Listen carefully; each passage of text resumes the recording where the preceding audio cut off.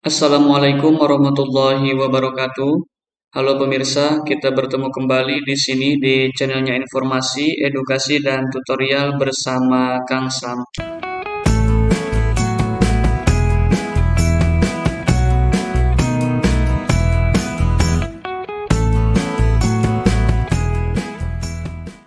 Pada kesempatan kali ini, kembali di sini saya akan berbagi video mengenai pembahasan contoh soal skolastik sebagai persiapan UTBK tahun 2023.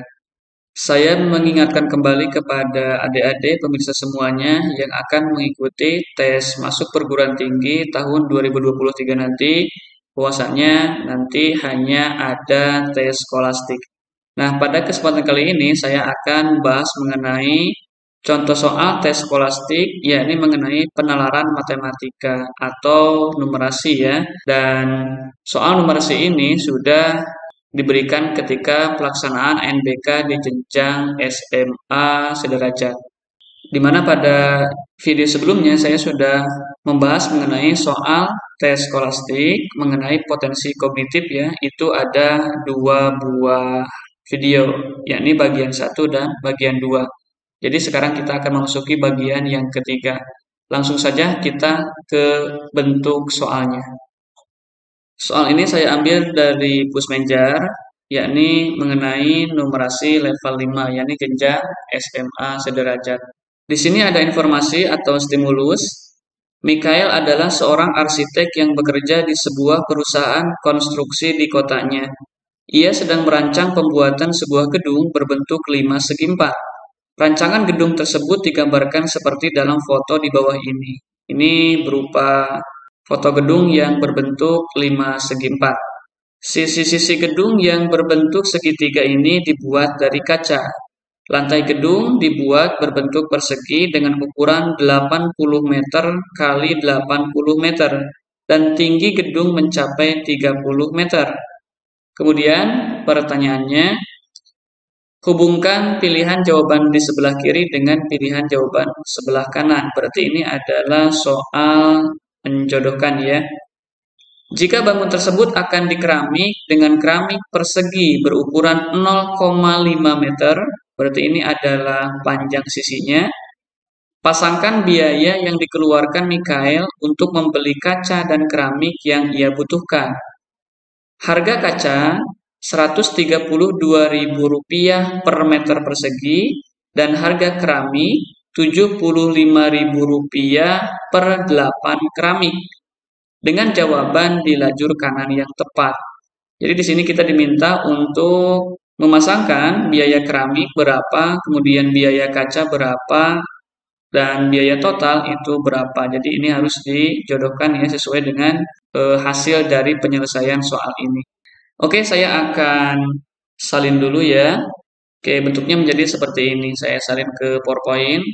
Jadi sekali lagi ini berupa gedung yang berbentuk 5 segi 4. Nah, kalau kita masukkan di sini ya, ini berupa sisi tegak, ini sisi tegak, kemudian ini sisi tegak, ini ada 4 ya.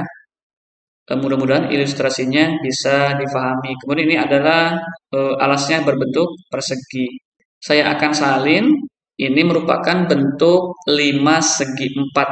Saya misalkan di sini alasnya berbentuk persegi, A, B, C, D, kemudian ini adalah T, dan kita tarik tinggi dari sini ya, dari sudut atau dari puncak atap ke bawah, ini tingginya adalah TO. Sesuai dengan informasi yang ada di infografis tadi, bahwa untuk sisi persegi ini dari gedung ini adalah 80 meter. Berarti sama nih ya, ini 80, ini juga 80. Kemudian, nah di sini tingginya kan 30 meter.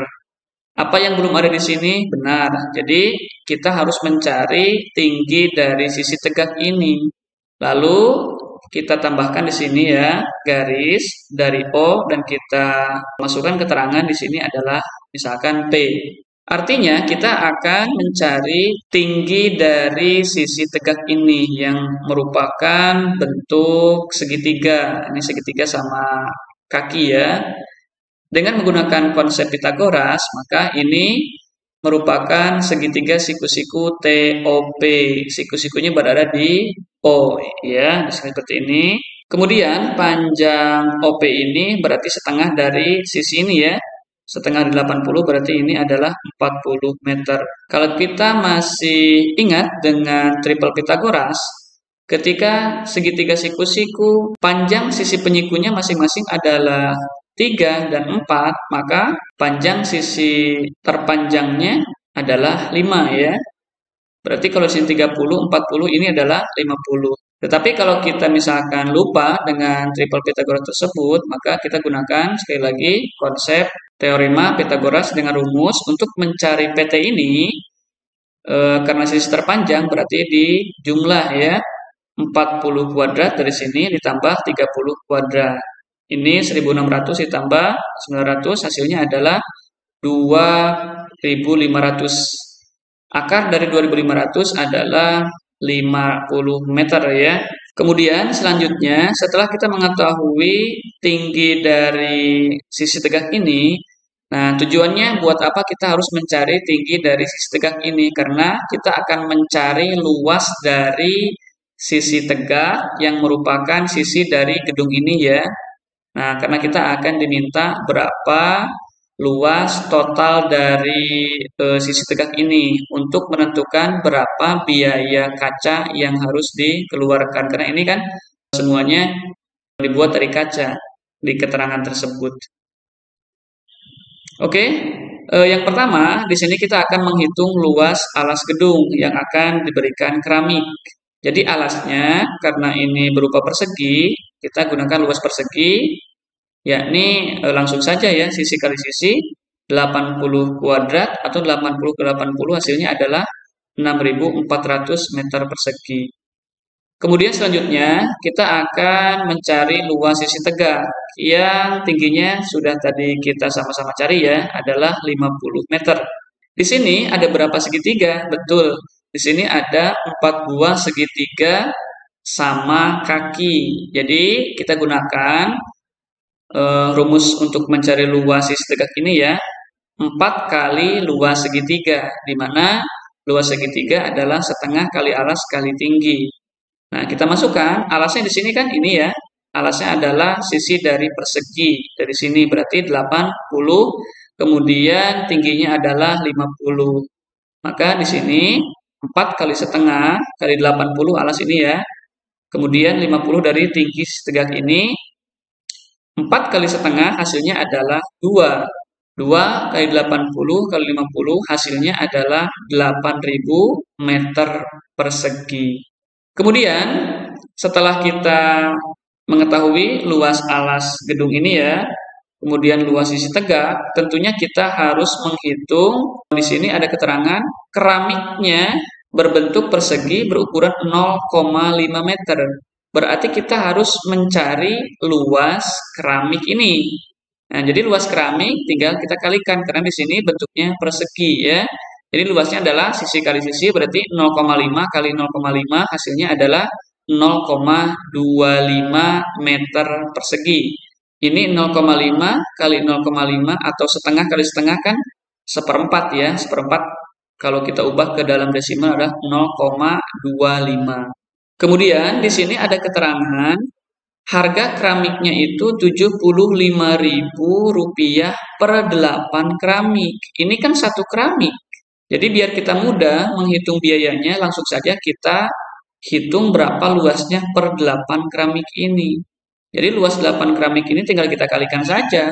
Yakni 0,25 ini, seperempat ini dikalikan dengan 8. Hasilnya adalah 2 meter persegi. Setiap harga Rp75.000 ini adalah per 8 keramik, yakni per 2 meter persegi. Kalau sudah tahu ukuran-ukuran ini, selanjutnya tentunya kita menentukan berapa biaya yang akan dikeluarkan oleh Mikael tadi. Nah, di sini yang pertama kita akan menghitung biaya keramik. Untuk menghitung biaya keramik ini tentunya kita akan membagi luas alas gedung ini ya yang akan dikeramik. B di sini saya misalkan dengan biaya, yakni 6.400 meter persegi dibagi dengan luas 8 keramik tadi, yakni 2 meter persegi. Langsung saja kita kalikan harganya per 8 ini kan 75.000. Hasilnya adalah 6.400 dibagi 2, itu 3.200. Kita kalikan dengan 75.000. Maka totalnya biaya yang dikeluarkan untuk biaya keramik ini adalah 240 juta rupiah. Kemudian selanjutnya kita akan menghitung biaya kaca ya yang akan digunakan di sisi tegak dari gedung ini. Jadi biaya kaca di sini sudah jelas luasnya dari luas sisi tegak ini adalah 8.000. Tinggal kita kalikan saja 8.000 kali 132.000 ini per meter persegi.